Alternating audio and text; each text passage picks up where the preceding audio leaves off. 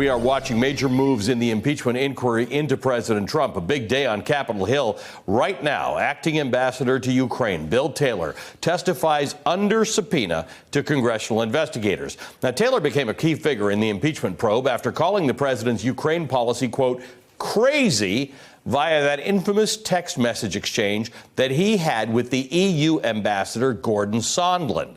Last hour, freshman Democratic Congressman Andy Levin commented on Taylor's testimony so far. Here's what he had to say. All I have to say is that in my 10 short months in Congress, it's not even noon, right? And this is my most disturbing day in Congress so far. Very troubling. All right, meanwhile, the president railing against the inquiry this morning again, but this time with a rather offensive choice of words, tweeting in part, quote, all Republicans must remember what they are witnessing here. A lynching. And if it wasn't already obvious, lynching is not the accurate or appropriate term to describe what is happening here. Okay, let's break down who Bill Taylor is and why his congressional testimony today matters. Taylor came out of retirement as a career civil servant to become the acting top American diplomat in Ukraine after he left Kiev last week to appear for his deposition in Washington today. Now, lawmakers leading the inquiry expect Taylor's testimony to be crucial as they believe Taylor knows more about President Trump's attempts to press Ukrainian President Zelensky for an investigation of Joe Biden's son, Hunter. Now, Taylor's role in the inquiry came front and center when former special envoy to Ukraine, Kurt Volker, handed over copies of a text message exchange to Congress. Now, on September 9th, Taylor texted the EU ambassador, Gordon Sondland, saying, as I said on the phone, I think it's crazy to withhold security assistance for help with a political campaign. Sondland responded, quote, Bill, I believe you're incorrect about President Trump's intentions. The president has been crystal clear. No quid pro quos of any kind. Seems kind of obvious, right? Except Sondland later revealed that this response to Taylor, came shortly after he spoke with President Trump on the phone directly. Now, as far as Taylor is expected to discuss, what he's expected to discuss beyond that exchange, it's anyone's guess. But one report by Axios could serve as a clue, revealing that Kurt Volker testified last week that Taylor was hesitant to take the acting ambassador role to Ukraine at first because he had concerns about Rudy Giuliani's shadow involvement in Ukraine. Joining me now on Capitol Hill, MSNBC's Garrett Haake and White House reporter for NPR, Ayesha Rascoe. Welcome to both of you. Thank you for being with us. Garrett, what else do we expect to come out of Taylor's testimony today, and how relevant or important is this testimony to lawmakers right now? Taylor's testimony is some that Democrats on this committee have been looking forward to getting ever since his text messages surfaced a couple of weeks ago. Remember, Taylor was brought in to replace Marie Yovanovitch, the former ambassador to Ukraine, after she was pushed aside. He was called out of retirement to do this job. So this is not somebody who's got a lot to fear in this scenario. He's appearing under a subpoena, and if he loses his job for it, so be it. In talking to folks who know him well, we know that Taylor was widely respected within the State Department. He had served in a number of dangerous places, and he was known to be a meticulous note taker. All of that is to say he is unlikely to be challenged on the veracity of anything he brings to this committee. And oh, by the way, he was the official guy in the room for so much of these discussions leading up from essentially after he took the job, after Yovanovitch was fired, all the way through the phone call that triggered the start of this inquiry up until today. He has perhaps the widest breadth of knowledge of the actions of the president that Democrats consider to be impeachable, and the most freedom to talk about it, potentially, of any of the witnesses who've been called thus far. Ayesha, let's talk about the White House and what it thinks of Bill Taylor and his testimony. Are they worried about it? Are they angry that he's cooperating? Well, the White House has made clear that they don't want officials to cooperate with this inquiry. But the problem is that officials have not been holding that line. Those that are not as connected to the White House are not doing that. And that's really the issue for the White House at this moment, is that you have these career officials who are going out and they are testifying. They're saying they get a subpoena and they're saying, I'm going to go and talk. I feel like that I need to comply.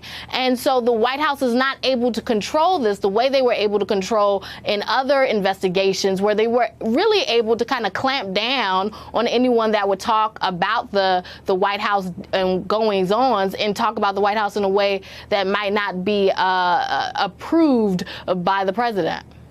Garrett, there are a lot of names that our viewers, with whom our viewers may not be familiar, coming up in the next few days. There were some testimonies that were rescheduled because of memorials for Congressman Cummings. But we got names on here: Laura Cooper, Alexander Vindman. Who are these people and what are these about? Of those on the screen right now, I think the most interesting one is Laura Cooper. She is an official at the Pentagon. She would be, if indeed she does show up tomorrow, the first Defense Department official to testify in this probe. Why is that important? Thus far, we have seen only former officials and current State Department or Foreign Service officers showing up to testify. That wall that the White House has been trying to build around other departments within the administration and indeed around the White House staff itself has held in other places. If Cooper shows up tomorrow and testifies, and she would be asked to testify about the last link in this chain, the arms sales, the aid that was held up to Ukraine, it would be a breaching of yet another department where you've got testimony coming forward. The testimony on Saturday is slightly more notable as well, only because of the scheduling of it. It speaks to the problems the Democrats have of trying to move both quickly and thoroughly here. They do not want to drag this impeachment inquiry out into next year. They want to move as quickly as possible, and sometimes that means we're working on weekends. Aisha, a lot of people are kind of taken aback and fascinated by the president's tweet this morning, calling this a lynching. It's a word that's used commonly, and a lot of people believe it shouldn't be used commonly, but it has drawn attention. And I guess I'm trying to get to the bottom of, is the president not familiar with the history of lynching and maybe that one shouldn't call a constitutional process lynching? Or is it actually an effort to distract people off of the topics that he doesn't want them concentrating on? I think the president is familiar with what a lynching is, and we know what a lynching is. I mean, a lynching is really the torture, mutilation, and murder of thousands of Americans in this country, mostly Black Americans, and what was really a campaign of terror. And I don't think that the president is unaware of that.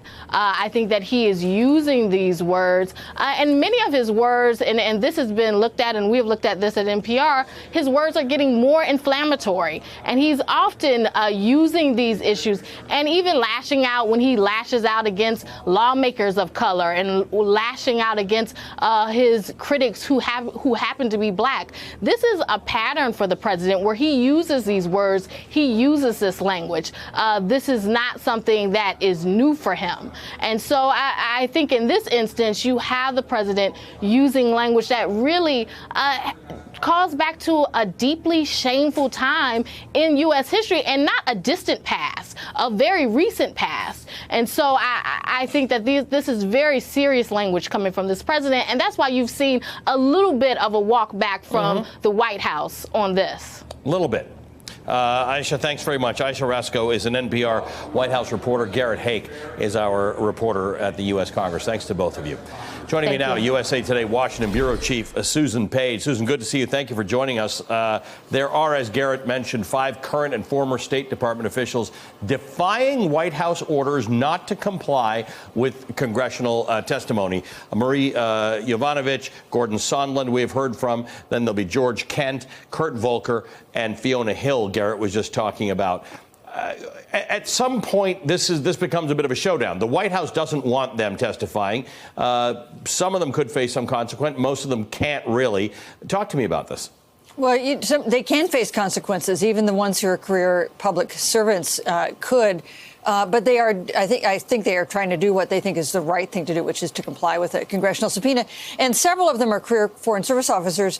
Gordon Sondland is not. He's a Trump appointee, a donor who became an ambassador, and he also chose to testify.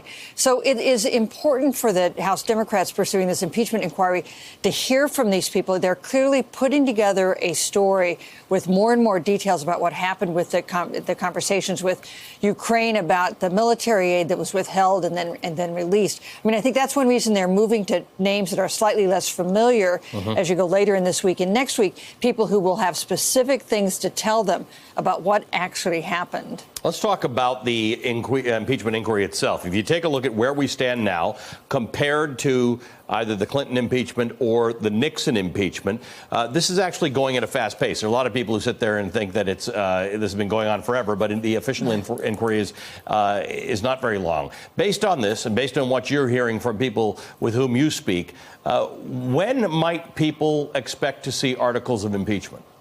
I think that we will likely to see articles of impeachment released later this month, beginning of next month in November.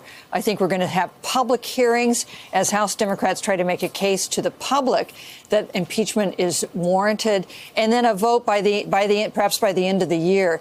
I mean, this is a slightly slower timetable than Democrats had hoped for at the beginning, but each person who testifies provides information that takes them in a new direction, that provides information that makes another person useful to talk to, just like when you're working on a story. Stories always take longer to report out than you think because you find stuff out. But House Democrats do very much want to finish this by the end of the year because they do not think it is politically helpful to have it go into next year, and because they also want a rather narrow impeachment inquiry that's really focused on the story of Ukraine and doesn't include every thread of every possible impeachable action that some Democrats think ought to be included. Susan, a new CNN poll suggests that 50% of the country supports impeaching President Trump and removing him from office. Now, a lot of top Democratic leadership, like Speaker Nancy Pelosi, have long held out against impeachment for fears that it would further divide the country. It would polarize people against the Democrats. What do you make of sort of a consistent number of polls that are showing an increase in the number of people who support both impeachment and removal from office? This is one of the most extraordinary stories I've ever covered in Washington. It's only this week we hit the 1 month mark from that original Washington Post story that said there's a whistleblower complaint that has some evidence about President Trump, and the House Democrats want to see it. 1 month. And yet now we're at a point where half of Americans say they support removing the president from office. And the reason I think this has gathered such velocity is because you have a rather clear case about what the allegations are about what happened. It is something that Americans think is inappropriate to encourage a foreign government to meddle in our elections. So it's an understandable narrative, and it's one in which we already have the key evidence. We already have the summary of the White House phone call that makes this case. And what we're doing now, what we see House Democrats doing now, is filling in the details. Hey, MSNBC fans, thanks for checking out our YouTube channel. Subscribe by clicking on that button down there and click on any of the videos here to watch the latest interviews and highlights. You can get more MSNBC for free every day with our newsletters. Just visit msnbc.com/newsletters to sign up now.